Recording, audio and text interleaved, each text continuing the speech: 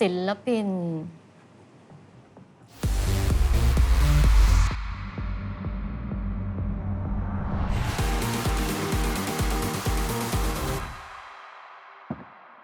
เน่มารู้ตัวว่าเน่อยากเป็นศิลปินทีห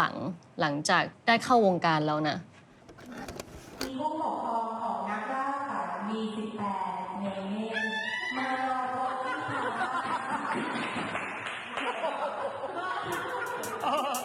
โอเคตอนเด็กๆเป็นคนที่ชอบทำกิจกรรมมากๆเช่นเคยเป็นแดนเซอร์แคสเกมแข่งคณิตไปลองแคสหนังลองแคสโฆษณาประกวดร้องเพลงด้วยใช่เพราะชอบร้องเพลงให้เพื่อนฟังแล้วเพื่อนก็บอกก็ไปประกวดสิอะไรอย่างเงี้ยค่ะแล้วก็ประกวด AF แล้วพอร้องเพลงเนี่ยเราได้เข้ารอบ1 2 3แม้ว่าจะตกรอบที่4อะไรอย่างเงี้ยแต่รู้สึกว่าเฮ้ยมันทำได้ว่ะแสดงว่าเราน่าจะเหมาะกับทางนี้ออกจาก AF มาก็ไปอยู่เป็น Girl Group Milkshake ที่ GMM Grammy จาก Grammy เสร็จก็ได้ไปประกวดรายการ Survival ที่ต่างประเทศค่ะตอนแรกลังเลนะเพราะว่าเราไม่ได้ภาษาไม่มีเพื่อนไม่มีครอบครัวอยู่ที่นั่นเราไม่รู้อะไรเลยเราไม่มีเวลาเตรียมตัวเพราะช่วงนั้นมีโควิดแล้วเขาก็เร่งให้ไปเลยเจอกับผู้เข้าแข่งขันที่เขาเก่งมากๆหรือว่าสามารถซ้อมได้ภายในระยะเวลา 2-3 วันก็เป็นแล้วต่อท่าได้แล้วโชว์ได้แล้วค่อนข้างกดดันบวกกับภาษาเพราะมันไม่ใช่แค่ร้องเพลงอะค่ะเราต้องพูดเรียกคะแนนโหวตเราต้องทำให้คนเขารู้จักเราให้ได้มันก็แอบกลัวอยู่นิดนึงแต่โอกาสนั้นก็เป็นอีกโอกาสหนึ่งจริงๆที่ว่าเราได้ลองว่าเราชอบไหมและถ้าตรงนี้มันจบลงแต่เราได้ประสบการณ์นะตั้งแต่สมัยเด็กๆที่ได้ลองทำอะไรมาเนี่ยมันเหมือนเน่ได้หาตัวเองเหมือนกันนะเน่เจอตัวเองตอนอายุประมาณ23-24ช่วงนี้ที่เน่เจอตัวเองละตอนนี้วัย27ก็คือค้นหาตัวเองรอบนึงละอยากจะทำเพลงแบบไหนมีอะไรที่ยังไม่ได้ทำมีอะไรที่ยังไม่ได้ลองแต่ที่อยากทำมากๆและตอนเด็กๆอยากทำมากๆเหมือนกันคือการเป็นดีเจมันเท่นะมันเท่มากจริงๆเราคิดว่าถ้าเราเก่งด้านนี้สักหน่อยแล้วอาจจะนำมาช่วยในการทำเพลงด้วยบ้างก็ได้ถ้าเป็นดีเจเน่จะ BAKA ว่าอะไรฮะไม่ได้คิดมาก่อนเลยอ่ะก็ดีเจในเวดา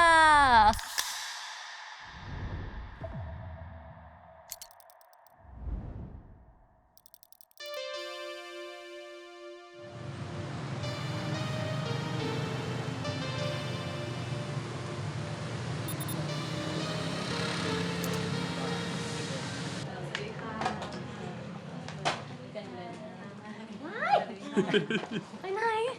อันนี้ไม่แต่งเดี๋ยวตรงนี้ทารับอันนี้ไม่แต่งตัดผมนิดหน่อยนะโอเคไม่ได้ทำค่ะโอเคครับเพิ่งตื่นจ้ะ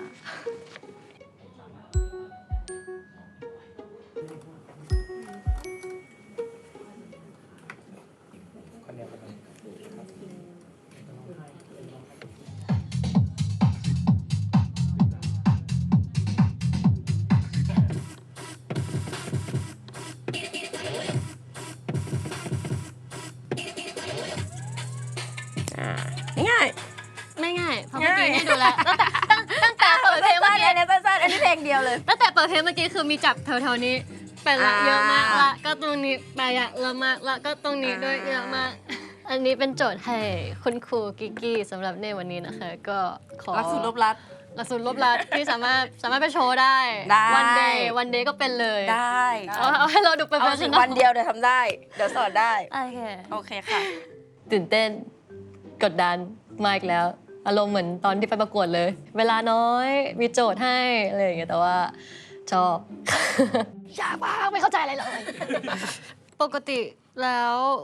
การเริ่มเรียนในครั้งแรกมันอย่างนี้ไหมคะจริงๆการถ้าเรียนในครั้งแรกเลยอ่ะเราจะเรียนเรื่องห้องเพลงมันเป็นทฤษฎีดนตรีอะไรอย่างนั้นเลยใช่ค่ะแล้วทีเนี้ยเราก็จะเรียนเรื่อง beat matching เดี๋ยวสาธิตให้ดูคร่าวๆนะคะทีนี้เราก็จะ mixing แล้วก็กดเพลย์ค่ะอันนี้จะเป็น4บาร์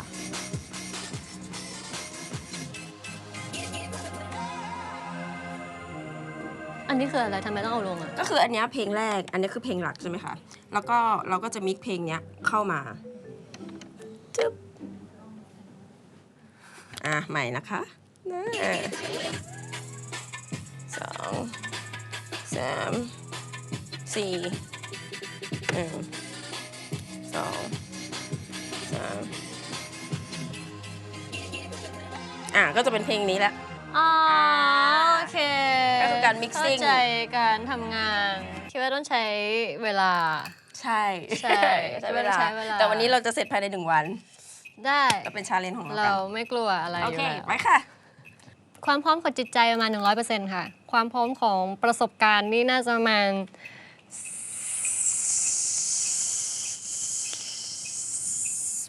แป๊บซี่มันซ่าไงเลยโอเค ถ้าปุ่มเนี้ยค่ะก็คือปุ่ม เลื เลื อ อก ก เพ เพ ล ล ง ง ผม อันเนี้ยคือหมุน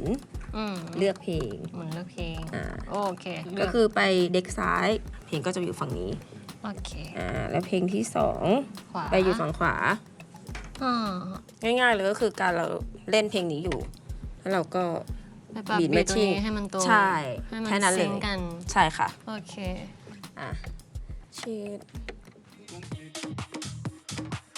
ปกติเราก็จะมิกในหูฟังก่อน ให้ไอ้บีทมันตรงกันก่อนแล้วเราค่อยดันสไลด์เนี่ยค่ะ ขึ้นไป อ๋อข้างในหูฟังเราก็จะไม่ได้ฟังเหมือนที่คนเขา ใช่ พูด ค่ะ ฟังกัน อ๋อ เราก็คือ อ่ะ บิดมาอยู่แล้ว อ๋อ ก็ว่ารู้ได้ยังไง สมมติเราเล่นเพลงหนึ่งอยู่ อ่า หาบาร์ที่หนึ่งสองสามสี่ห้าหกเจ็ดเข้าบาร์ที่8แล้วก็บีทแมทชิ่ง ยังไงอะ ดีกันไหม หนูจะยังไง ลองเทสก็ได้ว่าไปทางไหนแล้วมันเพลงไม่ตีกัน เราแยกไม่ออกมันตีมันไม่ตี ตี ตี เพลงนี้เร็วกว่า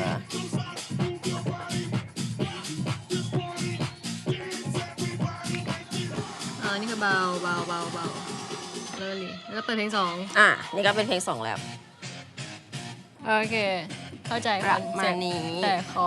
ลองอีกรอบ งงตรงนี้แหละ ไอ้บีทแมทชิ่งเนี่ย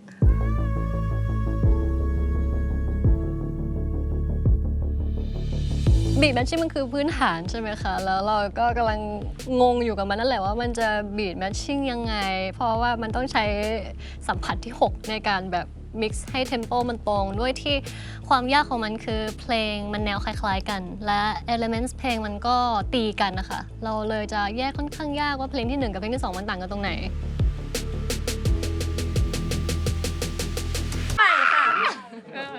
สกายกับก็ซิล่า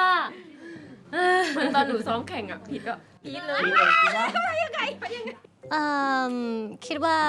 น่าจะต้องใช้ความประสบการณ์ค่ะ มันต้อง manage หลาย ๆ อย่างในหัวนะ แบบว่าเพลงก็ต้องฟังด้วย และปุ่มก็ต้องกดด้วยอะไรอย่างเงี้ยค่ะ เรารู้สึกว่ามันเป็นงานที่ต้องใช้ความเชี่ยวชาญในระดับหนึ่ง แล้วก็การฝึกซ้อมอย่างสม่ำเสมอ มา ต้องรู้ทฤษฎีดนตรีมาอย่างนิดหน่อย เรื่องห้องเพลงเรื่องเทมโปหรืออะไรอย่างเงี้ยค่ะ ถ้าเราพอเข้าใจนี่คิดว่าก็นำมาประยุกต์ใช้กับการเป็นดีเจได้ 7 8 1 อันนี้แสดงว่ากดช้า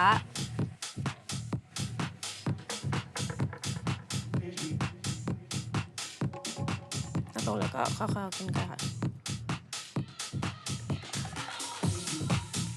ไม่ต่อ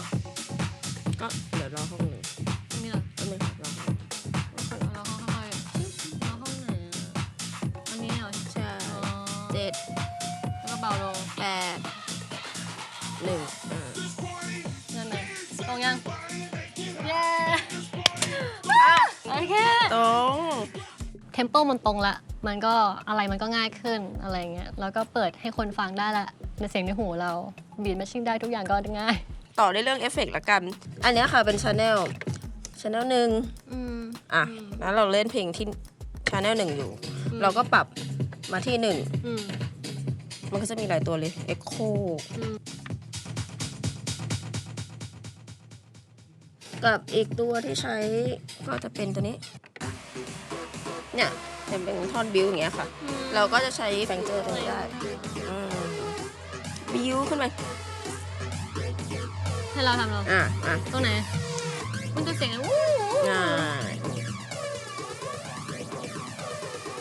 แล้วพอท่อนสุดค่อยปิดก็ได้ค่ะ ก็ปิดโอ้ย แต่ถ้าลงเพลงก็เอ็กโคอันนี้คือที่ใช้บ่อยๆ เหมือนจะ เริ่ม เข้าใจ แล้วอุ้ยเร็วอยากรู้ว่าจังหวะไหนที่รู้สึกว่าแบบเริ่มสนุกแหละ จังหวะที่เข้าใจแล้ว เมื่อเราเข้าใจแล้วเราก็จะเริ่มสนุกแล้ว ใช่เราเข้าใจว่ามันทำงานยังไง ให้เนเน่เซตเพลงในการโชว์เซตแล้วก็มาฝึก ได้ มันก็จะรู้เลยว่าแบบต้องคัดอะไรนะตึ๊ดจบ ได้เลย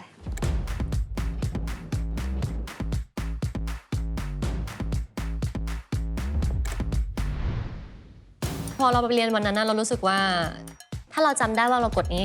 เพลงนี้มาตรงนี้ยังไง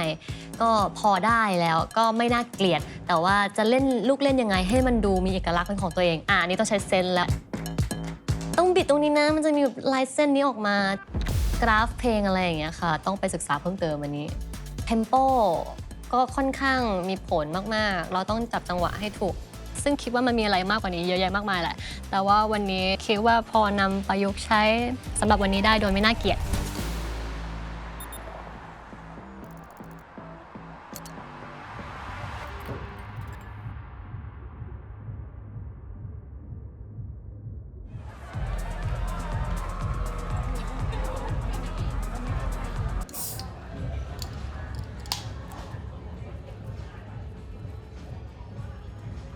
ตื่นเต้น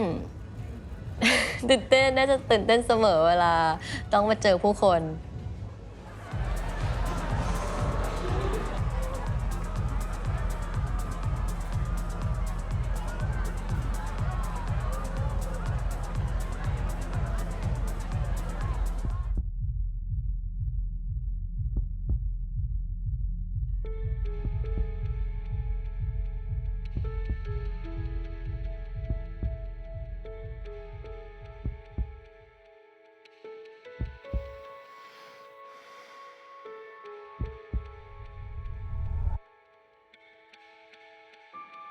ช่วงที่ไปเดบิวต์ที่ต่างประเทศช่วงนั้นมีโควิดตอนแรกบอกไปว่าอยากจะขอเวลาเรียนภาษาหน่อยสักเดือนหนึ่ง2 เดือนก็ได้อะไรอย่างเงี้ยค่ะเพื่อเตรียมความพร้อมแต่ว่ามันไม่ทันใช่แล้วเนี่ยก็บินไปเลยทันทีพอรู้ว่าจะต้องไปก็บินอาทิตย์หน้าก็ไปเลยไปกักตัวอยู่ในห้องอยู่คนเดียวไม่ได้อยู่กับเพื่อนใครเลยเพราะว่ากักโควิดแล้วหลังจากที่กักตัวเสร็จก็ต้องเข้ารายการเลยซึ่งเราก็ต้องแนะนำตัวเป็นภาษาจีนเราต้องทำอะไรต่างๆนานาต้องฝึกฝนอะไรอย่างเงี้ยค่ะก็ใช้เวลา14 วันทั้งหมดที่กักตัวนั่นแหละอยู่กับตัวเองแล้วก็เรียนรู้ภาษามันมีวันที่ท้อบ้างไหมท้อเยอะมากในบ้านท้อเยอะมากแต่ว่าคือเราท้อแต่ว่าเรายังต้องอยู่ตรงนี้เราต้องสู้ต่อไปมันเป็นอะไรอย่างนั้นนะคะแล้วโอกาสนั้นก็เป็นอีกโอกาสหนึ่งจริงๆที่ว่าเน่ไม่มีอะไรจะเสียนะก็ลองไป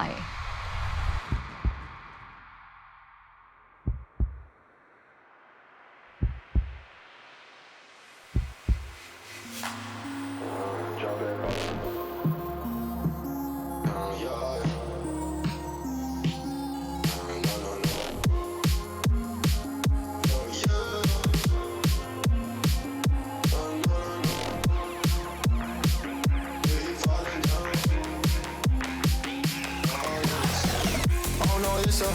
bubble, switch race and go-go. Hold up, they might have seen us with Coco. Tell them to lock them and load them and wait.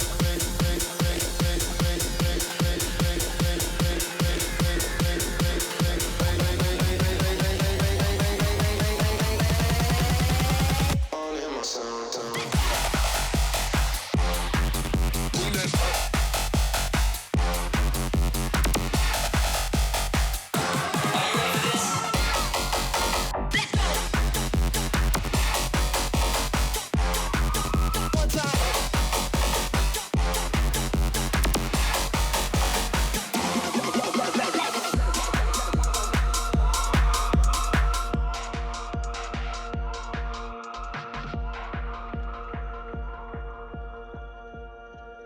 เน่เป็นคนที่มีความกลัวนะเน่ก็เป็นเหมือนทุกคนแหละ เราไม่เคยเรียนรู้สิ่งนี้มาก่อน เราไม่เคยอยู่กับมันมาก่อน เราจะกลัวนะ ว่ามันจะออกมายังไง มันจะไปรอดหรือเปล่า มัน เห็นคนดูเยอะ แล้วกลัวอะไรกลัวทำออกมาไม่ดี ใช่ ไม่เป็นไร เดี๋ยววีคนี้หนูต้องเอาเวทีหนูคืนมาหรือว่า ดูแล้ว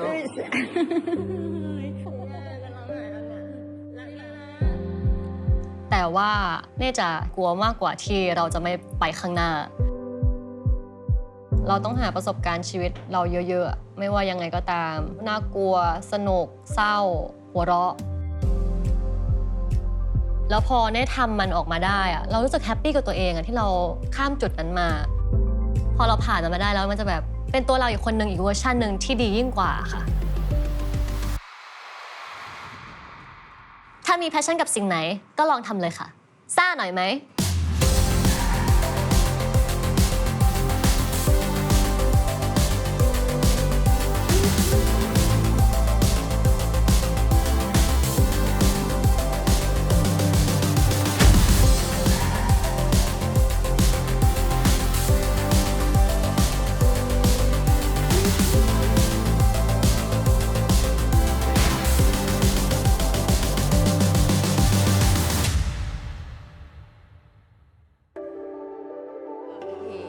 เราต้องนั่งเลือกอีกนานเลย ใช่